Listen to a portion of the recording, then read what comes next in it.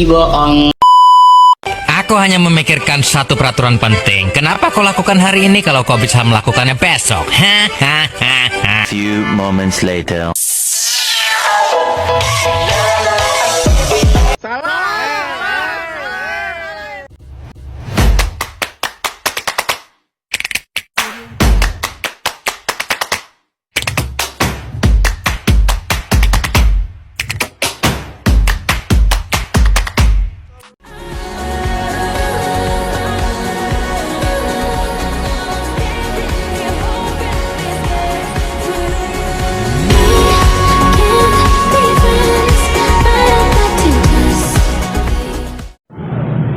Assalamualaikum warahmatullahi wabarakatuh. Perkenalkan, nama saya Nur Aini dengan NIM 2330203053. Saya dari Prodi Hukum Tata Negara.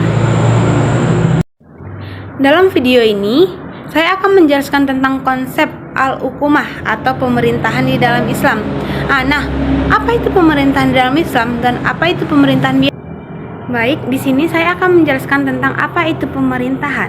Pemerintahan adalah sistem atau proses atau organisasi yang memiliki kekuasaan dan wewenang untuk mengatur, mengelola, dan mengendalikan urusan masyarakat dalam suatu wilayah atau negara, yang dimana pemerintahan melibatkan pembuatan dan penerapan hukum serta kebijakan untuk memenuhi kebutuhan dan melindungi kepentingan masyarakat.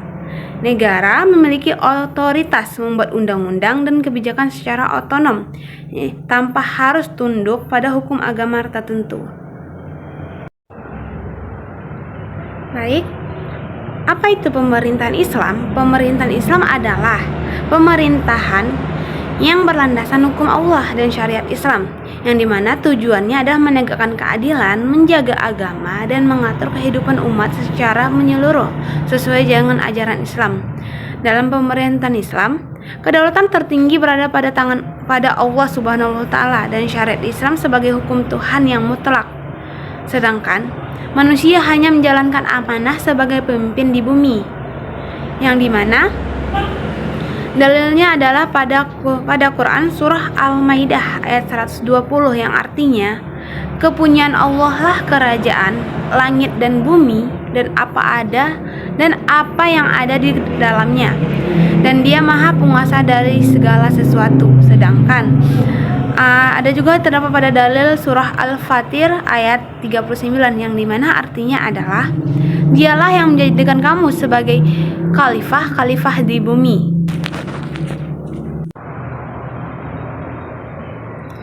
Dalam pemerintahan Islam ada unsur-unsur pemerintahannya. Yang pertama yaitu adalah khalifah atau kepala negara, yang dimana khalifah adalah pemimpin tertinggi dalam pemerintahan Islam yang bertugas menegakkan hukum syariat, mengatur urusan umat, dan memimpin negara berdasarkan prinsip keadilan dalam syariat Islam. Yang kedua yaitu muawin atau pembantu kepala negara. Mereka bertugas untuk membantu khalifah atau pemimpin dalam menjalankan tugas pemerintahan. Yang ketiga yaitu wali atau gubernur, yang dimana wali adalah penjabat yang mengurus administrasi dan pemerintahan di wilayah tertentu di bawah otoritas khalifah atau pemimpin. Yang keempat, amirul jihad atau panglima perang dan angkatan bersenjata, yang dimana Amirul Jihad ini memimpin urusan pemerintahan dan peperangan, menjaga keamanan negara dan umat Islam secara dari ancaman luar. Yang kelima adalah Qadai atau lembaga peradilan, yang dimana Qadai ini bertugas menegakkan hukum Islam dalam sistem peradilan. Yang keenam yaitu jihad idari, yaitu aparat administrasi, yang dimana aparat administrasi ini bertanggung jawab mengelola urusan tata usaha dan administrasi negara agar pemerintahan berjalan lancar. Yang ketujuh yaitu majelis umat, yang dimana majelis ini beranggotakan muslim dan non-muslim, laki-laki dan perempuan, yang bertugas melakukan koleksi atau koreksi terhadap penguasa.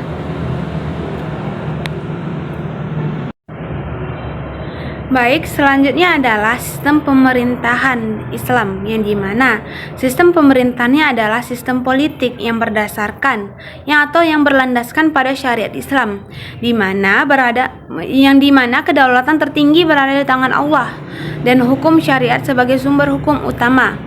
Dalam sistem ini tidak ada lembaga legislatif yang membuat hukum karena hanya Allah yang berhak menciptakan hukum melalui Al-Quran dan Sunnah. Kepala negara disebut khalifah atau pemimpin yang memiliki kewenangan menjalankan dan memilih pendapat hukum yang berlaku di masyarakat serta memimpin umat berdasarkan prinsip keadilan dan musyawarah. Yang dimana contoh sistem pemerintahan Islam bisa kita ambil pada masa Khalifah Umar bin Khattab, yang dimana pada masa Khalifah Umar bin Khattab sistem pemerintahan Islam mengalami perubahan yang signifikan dengan pembagian kekuasaan yang jelas antara legislatif, eksekutif, dan yudikatif, yang dimana jauh sebelum konsep trias politika modern, Umar membentuk Majelis Syura sebagai lembaga legislatif untuk berkonsultasi dan memecahkan masalah umat, dan Qadoi sebagai lembaga yudikatif yang menangani sengketa hukum dengan adil, dan juga khalifah sebagai eksekutif yang menjalankan roda pemerintahan, yang dimana penataan migrasi yang meliputi organisasi politik, administrasi negara, keuangan, ketentaraan, dan kehakiman, yang dimana pada masa pemerintahan Umar dikenal sebagai masa kejayaan dengan sistem administrasi yang terstruktur dan berorientasi pada kesejahteraan rakyat serta menegakkan keadilan. Yang mana dapat kita simpulkan adalah dalam sistem pemerintahan Islam adalah sistem berlandaskan pada syariat dengan kedaulatan rakyat, dipimpin oleh khalifah yang dibantu oleh berbagai lembaga dan aparat negara untuk menjalankan fungsi pemerintahan secara menyeluruh. Contoh yang paling nyata dan historis dalam pemerintahan Umar bin Khattab yang mengimplementasikan sistem pemerintahan Islam dengan pembagian kekuasaan yang teratur dalam birokrasi yang efektif. Selanjutnya yaitu sedangkan sistem pemerintahan di Indonesia saat ini adalah sistem presidensial yang berdasarkan Undang-Undang Dasar 1945. Dalam sistem ini, presiden memegang kedudukan sebagai kepala negara sekaligus kepala pemerintahan dan dipilih langsung oleh rakyat melalui pemilihan umum. Meski secara konstitusional Indonesia menganut sistem presidensial, terdapat wacana reformasi yang mengusulkan pemisahan posisi kepala negara atau presiden dan kepala pemerintahan atau perdana menteri untuk meningkatkan akuntabilitas dan stabilitas pemerintahan, terutama di tingkat daerah. Presiden tetap menjadi kepala negara yang dipilih secara terbuka, sementara kepala pemerintahan atau perdana menteri bertanggung jawab kepada parlemen. Namun, wacana ini masih menjadi perdebatan di masyarakat.